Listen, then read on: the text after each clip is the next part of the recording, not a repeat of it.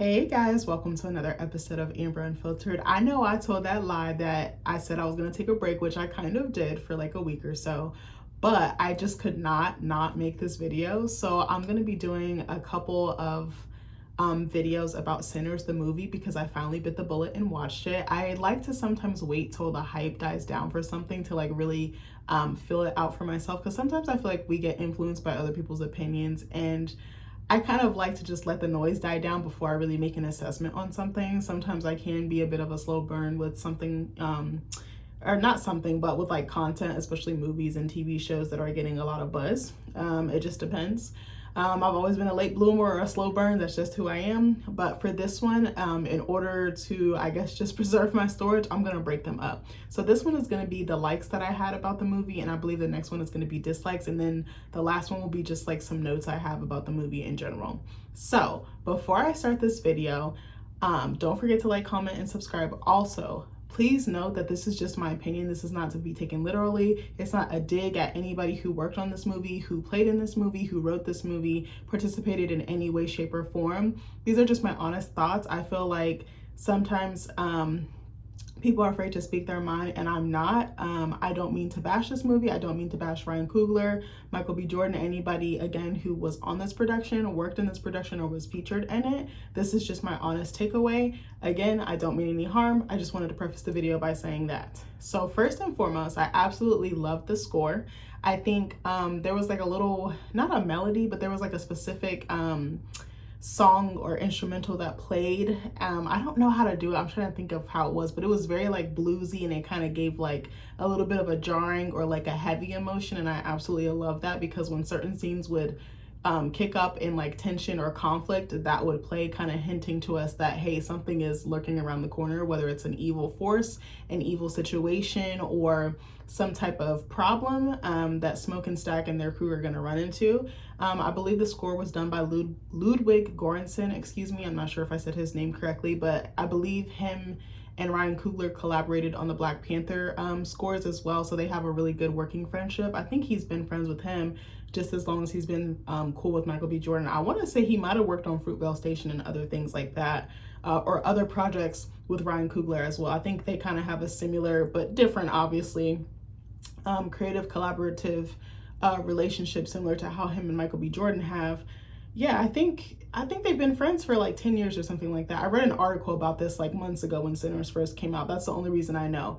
Even if I don't watch something right away, I do like to do research and just hear what other people have to say. And I want to hear about the creativity that went into the film as well as the labor. So I was reading a lot of articles about it, even though I said I did originally that I didn't want to watch the movie. So number two, I think the set pieces were really good. I remember reading, what was her name? Hannah Beachler, who I believe Ryan Coogler worked with on the Black Panther productions. I'm not sure if she did both movies or just one, but I know she did the set pieces on that as well as costuming. If I'm not mistaken, I believe she might have won an Oscar or Emmy for her work on either of those productions as well, which didn't really surprise me because they were very ornate, they were very well put together, and they were very well thought out, I think, from start to finish. Something I was going to say was that I think I read an article about Hannah Beachler as well, of how she put together the sets, and I think she only had like a week or two to put everything together. I think Ryan sent her his general ideas, his general thoughts, and then she just quickly scrambled and put something together. I don't even want to say scrambled, because that's a disservice to her creativity. She did it under such a short time constraint. That's what I want to say. She did a fantastic job. Like the grocery store that the Asian family owned, just that little town, it kind of gave like a Western, like Jim Crow-esque feel. I think that the detail that went into that was very, very beautiful. You could tell she really has such a keen eye for detail, and I really respect that, and shout out to her, because I know that that's not easy. I also love the fact that Ryan Coogler has really good working relationships with other people in the industry, and he re-employs them. I don't know if it's him, I don't know if it's his team, his representation, but these collaborative marriages or partnerships are really paying off, I feel, because these people want to come back. So that tells me that he's created a very positive or healthy culture, and I really absolutely respect that. I think I've heard this before, but it doesn't shock me. Like, I think I also read an article about Autumn Durald Arakpa. I'm not sure if I'm saying her name correctly, but she's the cinematographer that did the movie Sinners. She helped shoot it, and I believe he's worked with her on Black Panther as well. So there's kind of a running theme here. He must be really good to work with and for, and there must be there's a level of trust to trust someone with your baby like that. So I really respect him for that, but I also respect them for wanting to participate and help make his vision come true. I read something about Autumn Durrell Rockpaw, who was talking about the lighting and the coloring for Sinners. I think she did a great job, especially, you know, the night sequences. I think that they were shot really well. Something else I absolutely love were like the accents and the dialects. I think Smoke and Stack, you know, Michael B. Jordan and I believe a stunt or a body extra or a body double helped with that. But I think that he did such a great job capturing like the essence, like that Southern like con man, Southern like gentleman type. I really absolutely love that. I think his accent was very spot on. I feel like Delroy Lindo's accent was very spot on. He played Delta Slim. I wasn't a huge fan of Miles Caton, Sammy's accent. He was kind of hard to understand. I wasn't sure if that's how he actually spoke or was he going into character. I couldn't really tell. I liked Perline's accent. I mean, it was very believable. I loved Wumi's accent. She played Smoke's wife, Annie. I really believed that we were in that time period that they were in character for. I do want to say that the accuracy of like the vampires and like their physical aesthetic and some of their physical features, like the speed, the superhuman strength, excuse me, the red eyes, you know, the bloodthirstiness, just lusting and just being so hungry you'd be willing to like eat a whole horse or eat a whole human. You know, I really loved that. Just the bloodthirstiness was very, very well done. It kind of reminded me of like True Blood a little bit. I loved, Nick said something, my husband said something really profound or really, I thought it was kind of like, I was like, this is very spot on. I don't want to say profound, but he was talking about how the vampires had to be invited in. I was like, that's very accurate, especially to the lore of vampires. If you know, I used to watch a lot of vampire content like True Blood, Twilight. I know y'all gonna shit on me for that, but there's other vampire stuff. I can't think of it right now. Oh, the Vampire Diaries. That was my shit back in the day.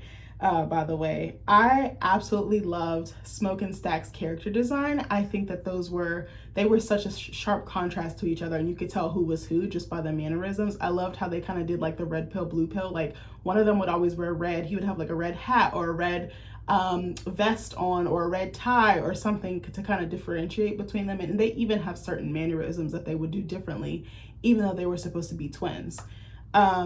I love Stack's character. Actually, I really, really liked him because he was so resourceful. He was so business savvy. He was funny. He was clever. He could weasel his way in and out of a situation. He could get people to fall in line and do things for him. He had the gift of gab, and I absolutely love that about him. Smack. Oh my gosh, I was trying to combine their names together.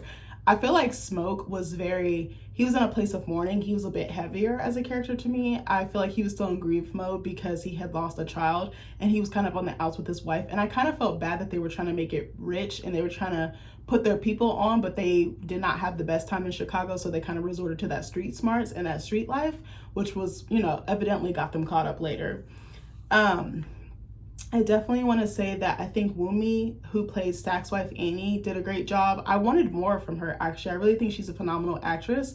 I think the first time I saw her was His House in Lovecraft Country. His House, if you've never checked it out, that is a great fucking movie. She carried that film on her back. It's a horror film. It is so good, but it talks about like would it be considered like immigrant or migrant when you're moving from one country to the next? But I know there's a specific word, like when you're like basically, I don't want to say that about a human being, but like when you're from one country, but then you move, it's not asylum or refugee. I think it would be called like a refugee. If I hope I'm saying that term correctly. If not, please forgive me. But she was like a refugee. She was like a Black Brit or she was like from the Caribbean or Africa. And she was like, emigrated to like the UK or something. And she just has like the worst experience, like assimilating. It is such a good movie. Like, that was a masterclass on horror, I must say that. But the acting, the storytelling, the cinematography, the score, everything was so good. I was actually scared watching that movie, and I don't really get scared that often watching horror movies anymore because I feel like a lot of the time they're more based in comedy.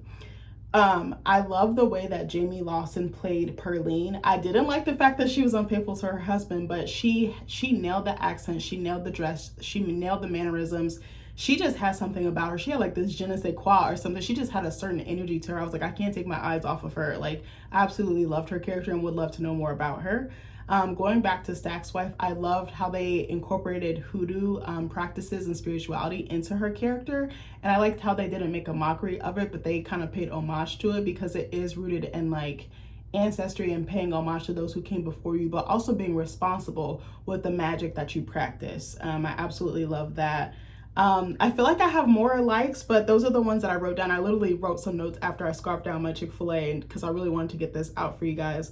But those are the main things that come to mind. Let me know, did you guys see the movie? Have you not seen it yet? Do you plan on watching it? What were some likes for you as a viewer? What were some things that you were like, hey, maybe this could use some improvement on, or I like this, or I like this and I would have liked to see more on this character or on this storyline? Let me know. I love you guys and I'll see you in the next video. Bye.